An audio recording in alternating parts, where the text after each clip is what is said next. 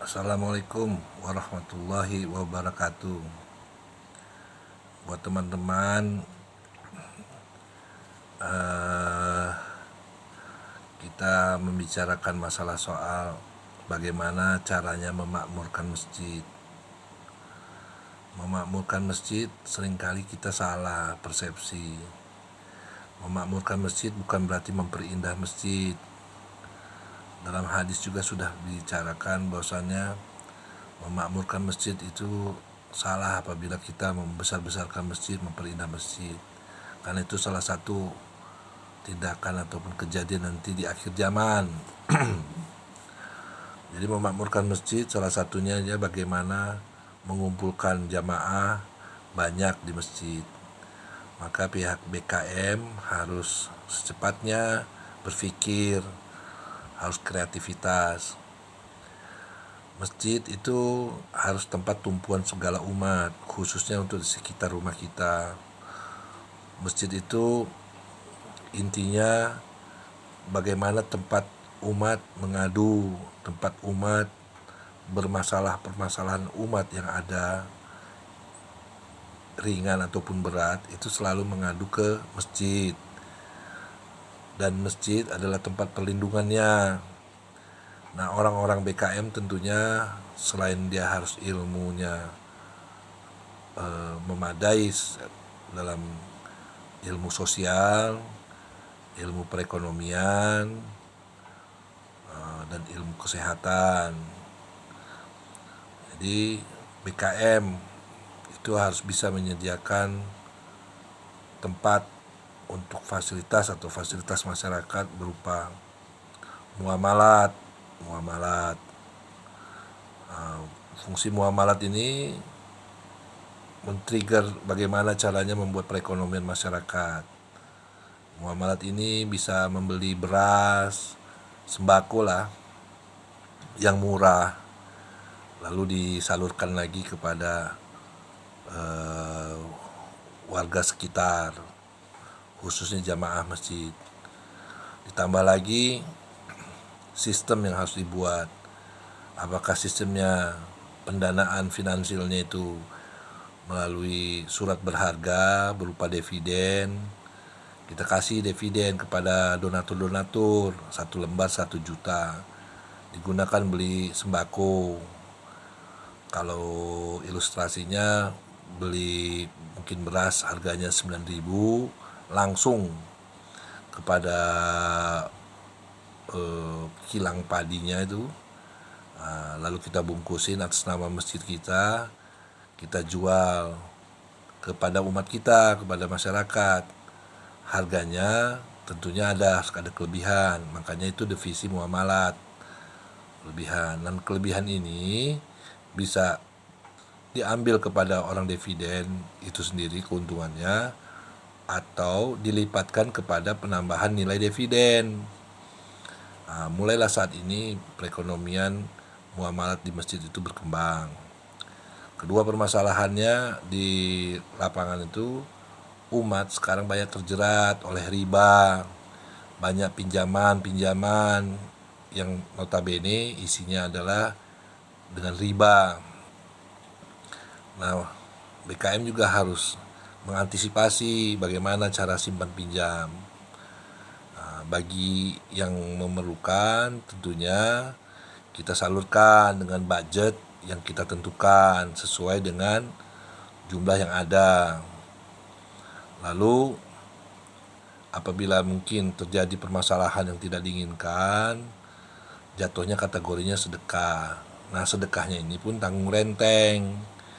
Jadi nggak semua melulu dibebankan satu umat. Nah, umat-umat yang megang dividen inilah. Tentunya banyak ulama yang selalu menyampaikan bahwasan riba itu tidak baik. Ibarat menjinahi ibu kandung sendiri, itu kan dosa hal yang berat. Dan BKM pun harus mikirkan itu, bagaimana supaya menghindar.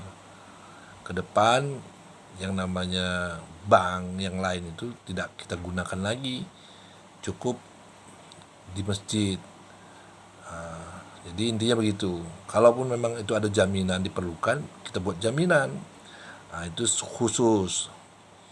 Nah, orientasinya kemana? Ke usaha dagang, pedagang-pedagang, UKM-UKM. Nah, kalau memang ada jaminan ya boleh buat jaminan. Jaminannya seperti apa? Banyak jaminan, atau berupa harta, jaminannya dia sebagai pekerja, jaminannya dia harus khidmat di masjid ini sekian tahun, kontrak gitu kan. Ya itu hal yang akan terjadi nanti. Jadi saat ini umat kesusahan dalam keuangan karena kita berpatokan atas uang. Lalu masjid juga harus mikirkan masalah soal makan. Warga setempat banyak yang tidak bisa makan. Nah, jadi kalau mau makan ya datang. Tapi kalau yang sudah bisa makan, arti kata memenuhi keluarganya, ya jangan ke masjid. Kalau bisa dia nyumbang. Nah, wifi di masjid itu harus disiapkan wifi di masjid. Karena wifi di masjid untuk aplikasi kawan-kawan atau saudara-saudara kita yang menggunakan. Kalau waktu azan kita matikan. Ya, begitu aja. Lalu jangan sama jamaah tabligh jangan terlampau diketatkan. Jamaah tabligh itu wajib datang setiap masjid karena itu haknya dia juga. Nah, haknya jamaah tabligh itu 3 hari dia tinggal di masjid dengan ketentuan yang mereka harus penuhi, bersih, ya, tidak berbau, kan. Nah, kita buat masjid itu bagaimana supaya nyaman. Mereka itu pun musafir itu tinggal di masjid. Nah, tausiahnya mereka juga bisa tausiah karena sesungguhnya tidak dibenarkan menjual ayat-ayat Allah dengan uang kecil gitu. Nah, jadi lebih baik jamaah tabligh itulah yang memberikan dengan bayan-bayannya mereka. Yang ada subuh, ya kan? Ada taklimannya lagi. Wah, itu komplit. Jadi program sudah berjalan gitu. Tinggal BKM lah meminta kepada markas-markas yang ada situ agar memenuhi masjid kita. Jadi kita mengurangilah biaya ke situ. Banyak hal lagi yang harus kita kupas dan kita pelajari. Apa arti memakmurkan masjid? Mungkin saya yang fakir ini cuma bisa menyumbang pikiran seperti itu. Kedepannya mungkin ada ilmu-ilmu lagi yang bisa kita terapkan.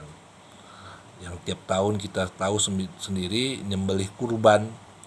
Nah, kalau nyembelih kurban tiap tahun, kenapa sih umat Islam atau masjid punya range atau punya peternakan sendiri yang untuk nyuplai daging kurban untuk ke masjid-masjid? Mungkin satu alkoh itu ada 17 masjid, kita kumpul 17 masjid untuk beli hewan kurban. Kan keren, kurbannya bagus-bagus.